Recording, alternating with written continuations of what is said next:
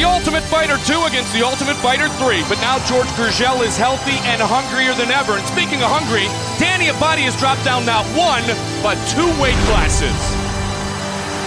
Our tale of the tape is brought to you by Zenergy, the ultra premium energy drink from Zions. A battle at 155 between the Brazilian Jorge Gurgel and the Jordanian Danny Abbadi. Both now live in the United States of America. Gurgel is 6 years older. He has a huge reach advantage. It will be interesting to see if he can utilize it. And when the action begins, our referee in charge of the octagon is Herb Dean. Herb Dean, our referee. Lightweight matchup of Ultimate Fighters from the reality show. Danny Abbadi from Tough 3. Jorge Gurgel from Tough 2. You ready to fight? You ready? Come on. And here we go. They touch gloves. Gurgel said he was almost too happy in his last fight. He wants to come out angry. Watch for that unorthodox ability, as Joe mentioned, though, with the Taekwondo man and Danny Abbadi. Danny is standing straight up. It doesn't look like he's anticipating George shooting at all. It looks like he's completely anticipating a stand-up fight. Kick by Gurgel. You see his posture, how he doesn't have any bend to his waist at all. That's a straight-up kickboxing stance. He's not prepared for it. Oh! High kick, pull guard. Abbadi trying to overwhelm. Now this is where you said, though, Gurgel can be masterful. Gurgel is a very accomplished Brazilian Jiu-Jitsu black belt, and he for sure has an advantage here. Look at the flexibility. He's going for the rubber guard here. Gurgel trying to work on Danny Abbadi. Muay Thai kickboxing, as I mentioned, that Taekwondo, so not nearly as experienced on the ground. And George doing a great job of landing strikes from his back. George is holding on to his right leg like that. What we might see is him trying to omoplata a shoulder lock. If you see him shove his right foot in front of Danny's face and roll his hips over the side, he's let it go. Close guard now. That knee sleeve you see on the right knee of Jorge Gurgel is the result of the total reconstruction of his knee after the Ultimate Fighter 2. He said basically that knee's 95% bionic, Joe. ACL, MCL, LCLs, all from cadavers. 3 all in one knee. Wow, screws in there. I mean, he has got the whole hardware store covered. Yet that is still the leg he's using to pull up. Gurgel on his back, but right now Abbadi's almost in a defensive mode, even though he is within the guard. He has top position. Yeah, Abbadi's not doing anything from the top. He's just hanging on. And if I was him or his corner, I would be telling him to try to get out of there. He's up. He's going to stand him up. Herb Dean, excellent referee. So they stand him up, and if you notice, once the striking started, Gurgel was the one who pulled guard.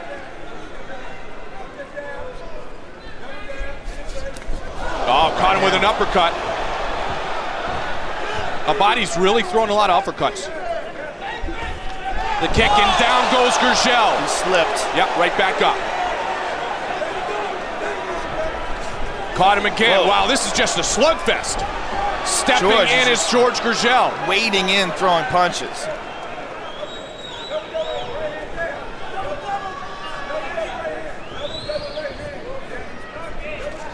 With the right hand by George. Knee by Danny. Well, Danny is the longer of the two fighters, obviously. He's 5'11", Gurgel is 5'9", so those knees can come up in a hurry. Danny Abbadi appears to be comfortable trading with Jorge Gurgel. Watch the big uppercut. Right hand by George. Yep. George's got double underhooks here. You could hear the corner of Abbadi say, you know, use the uppercut again. That was something he landed a couple of times here already in round 1. Fight scheduled for 3 5-minute rounds. Gurgel in the red trunks, Abbadi in the green trunks. Abbadi got an underhook on the other side. Any clinch and control would seem to be the advantage of Jorge Gurgel. And down goes Abbadi, but not for long. Good job by Danny in staying on his feet. And we've seen this before. This is the kind of grueling, you know, back and forth. Oh, drops the guard. He's got an armbar. That's tight. With the armbar. Can Gurgel get his first win? Wow, good job by Abbadi. And out is Danny Abbadi. Abbadi was very relaxed there. That was very close, and it shows you George is willing to take some crazy chances and jump on some things. George with a couple of jabs that connected. Gurgel trying to find the distance. Pretty close in the first round. Abbadi with the uppercuts. Good good right hand. Gurgel is swinging for the fences. Like got his a best friend guillotine. Rich Franklin, now looking for another submission. He's got a guillotine up and let it go.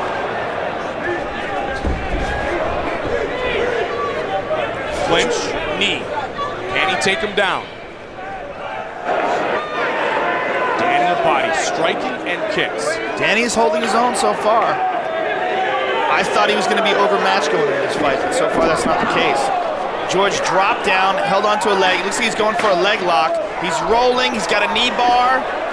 Final seconds are going to tick away here in round number 1, Joe. We're going to head to round number 2. Very impressive defense by Danny Abbadi. Round 1 in the books, and Danny Abbadi does not look as overwhelmed as you thought that may be the case to be.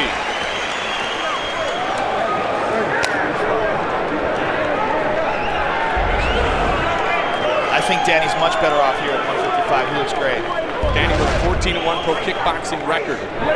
Amongst Danny's other talents, breakdancing to the beat, y'all. Did you really just say that? I did. I remember those days. To the beat, y'all. Gurgel and Abbadi, second round.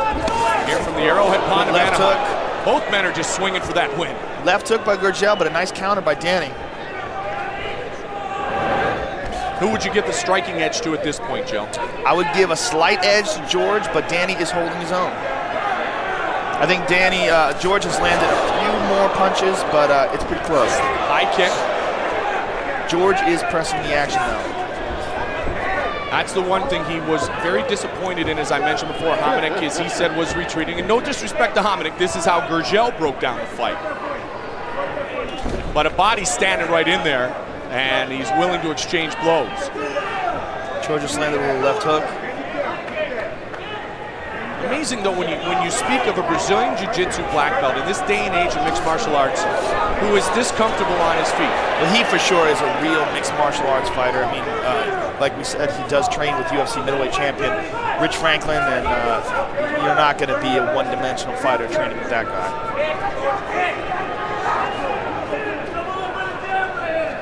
Instead of working his takedowns, George has really worked on his hands.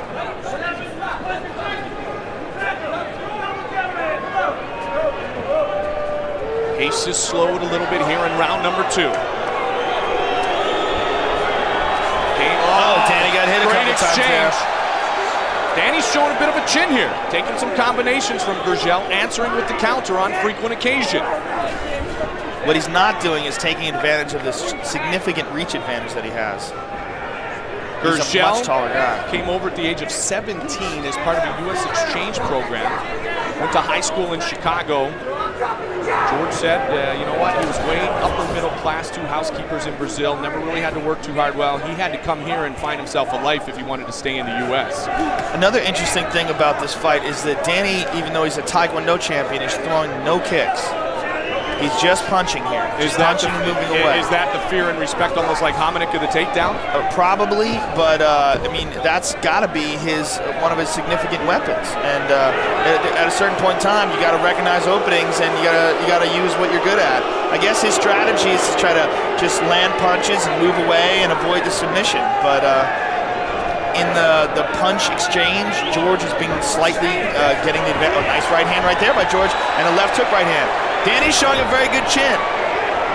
Well, Abbadi began taking Taekwondo in Brooklyn, New York, was a black belt by the age of 8 years old, a Taekwondo child prodigy. Began teaching the sport at age 12, but like you pointed out, Joe, you spent a lot of time in the world of Taekwondo. There are some holes, although they have not been totally exposed here at this point. Yeah, I mean, look, I've been good knee by Danny, good right hands. I've been criticized for coming down on Taekwondo. I made my living with Taekwondo. I was US Open Taekwondo champion. I won the Massachusetts State Championship 4 years in a row. I'm the first person to tell you it's an almost useless martial art. Dude, look at you, though. You're like Randy Couture. It's just silly. Like Randy, what? Yeah, you were I'm losing my hair? What are you talking about? That's about the only similarities. There's the shoot. Good sprawl. Very nice sprawl by Danny. Avoidance thus far, but now he goes to his back. And he's this on top. This is a good position. Let's see George to pass here. Look at Danny's right leg. George is going to get his body passed over that. If you see George's right knee, he's going to push down on Danny's leg, on Danny's left leg, and pass over his right knee. Good job by Danny so far in holding him into the guard.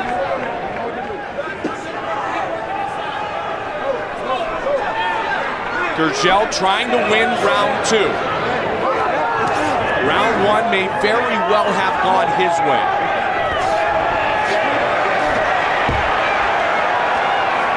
First time we have seen Abbadi work from his back here in the matchup. Gurgel keeping very busy. He'd like to keep the fight right here, I think.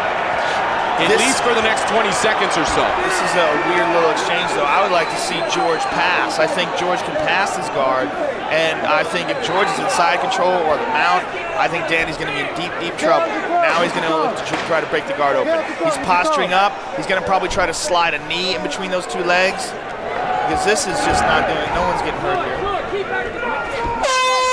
Round 2 is in the books. George has stayed busy there and landed some punches.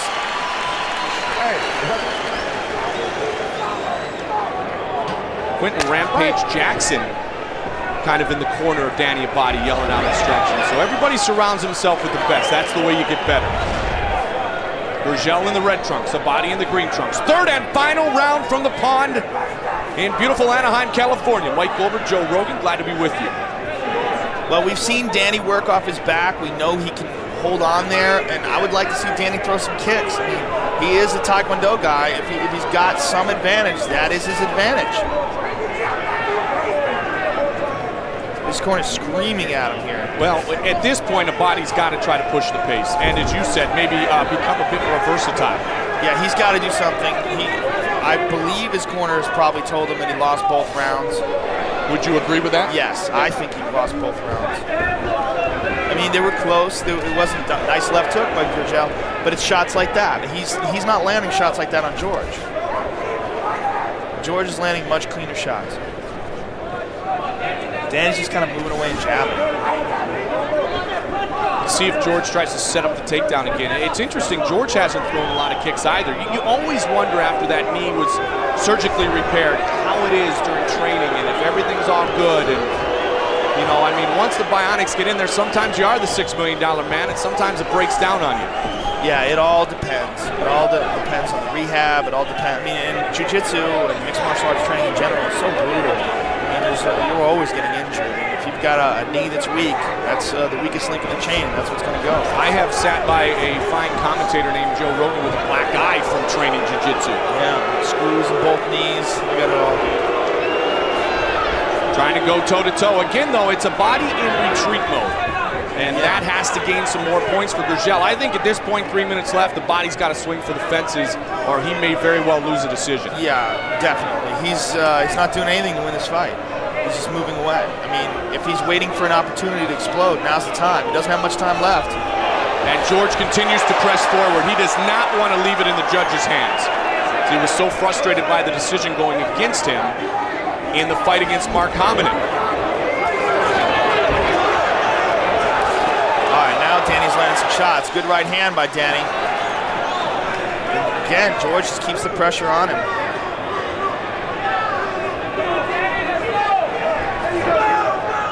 But not at a pace that would make you think that he knows he's in a desperation mode. No. Connection again by Gurgel. At this point, you got to get desperate, Joe. He doesn't seem to be looking for the win. He seems to be content with doing good. With being, you know, competent, moving away, landing some jabs, almost like this is a sparring match. Nice knee attempt by Danny, and he eats a right hand for it. 2 minutes remains in the third and final round. George is doing the same thing every time. He's leading with a left hook, and he's connecting every time.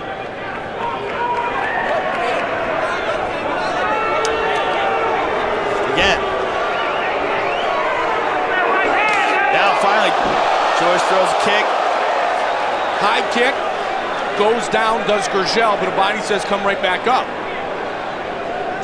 Just over 90 seconds remains. George is very tired now. You see he's pushing his punches. They don't have the same kind of snap they had earlier in the fight. Well, you heard the corner of Abbadi yell, you're losing the round, and he can't afford to lose the round. He can't afford to have this round be a draw.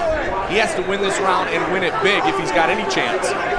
At least what from our thoughts, Joe, on edging the round 1 and round 2, which may have gone to George Gurgel. We've seen some horrible scoring in the past, but notice how I say well yes. and maybe and Jab, off his jab. Come on. Ribbing motion. we learned. Rich Franklin, middleweight champion. Best friends with George. Uh-oh, caught him with the right. Some shots there. Yep. George stays up though. George, look, follow. Hands up, get your hands up. I think Rich has a harder time here on the sidelines with his buddy in there than he does if he were in there himself. It's a helpless feeling.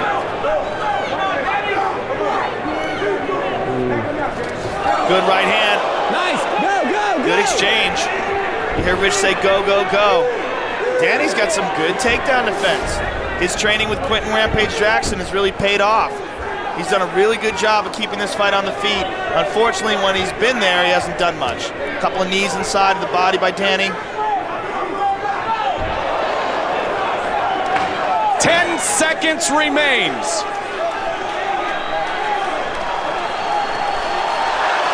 We will render the judge's decision. It is all over. It is all over, and we will work our way to the judges' scorecards. All right, let's take a look at some of the action from that last round.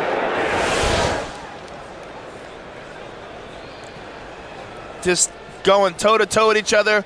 George gets a clinch, and this is the takedown at the remaining last seconds of the fight.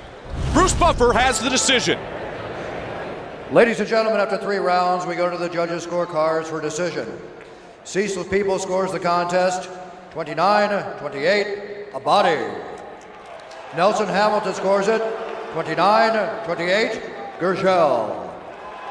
And Alejandro Roshin scores it 29-28 for the winner by split decision, George Gurgel. George Gurgel wins by split decision.